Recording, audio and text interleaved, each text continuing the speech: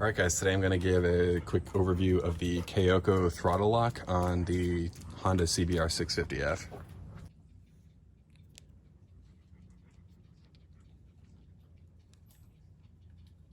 Obviously, we're going to have to take our stock bar end weights off to do this. I show that a little bit in my weighted bar end weight giveaway video, so you can check that out if you'd like.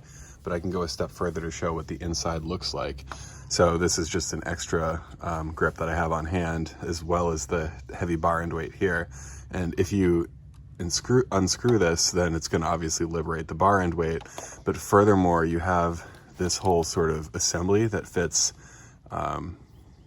inside the tube itself, and you're going to have to take all of that out because the throttle lock is going to occupy space when you insert it there. So who knows, there may actually be pieces missing from this. It's been a while that I've had this off here. It fits pretty snug in there when you're first taking it out, but it has these rubber O-rings and then this metal clip. Again, you can see this is damaged. I take it in and out at track days, so it's been on and off a few times. And then there's where your stock bar ends interface with this ridge here. Before I talk about the operation of the throttle lock itself, let's talk about how your throttle works. I have heated grips, and that's why these might look a little bit different, but the functionality is completely the same. There are a couple of other videos that are relevant to this that you might want to check out. One video I have shows how to adjust the throttle cable to loosen up any slack here that you might have before you can actually get on the throttle. And then another one is when I do the valve check inside the engine. You can actually see where the throttle cable interfaces with the throttle body. So this is totally analog, a mechanical device in which these cables are interfacing with the throttle body, which regulates the air intake into your engine. It would be a carburetor and a carbureted bike. Because there's no electronics in between that, we don't really have any options to put in a traditional electronic cruise control like you might see in your car, or that I have on my Harley, for example. Our only option is to lock the throttle itself into a position if we want to be able to take our right hand off the throttle.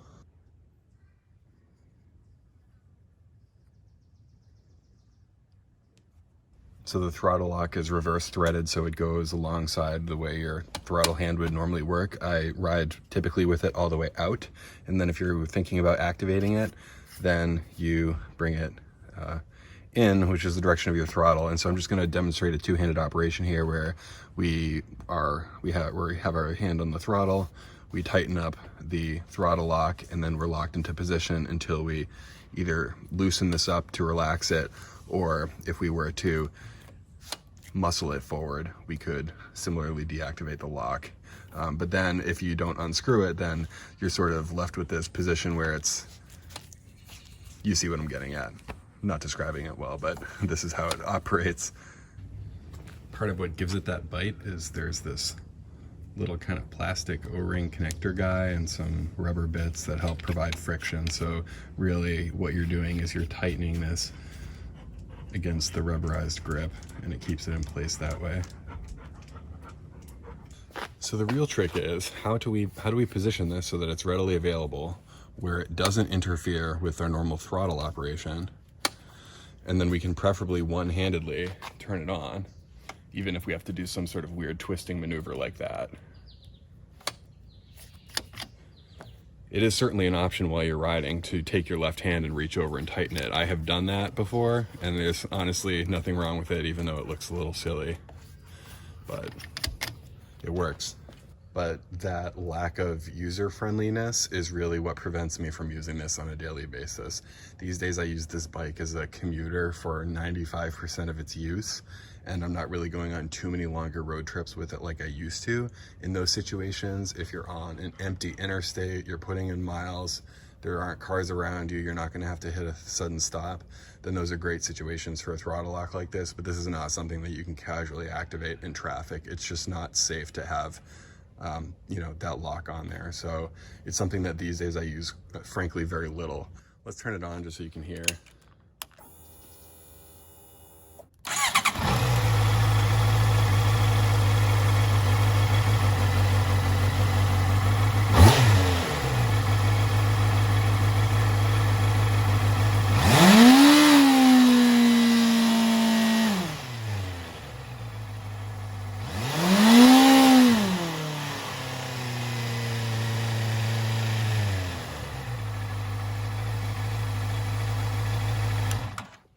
Now, complicate this picture by wearing gloves like this, race gloves. I commute with these. I wear them every day. I wear them on my Harley, actually.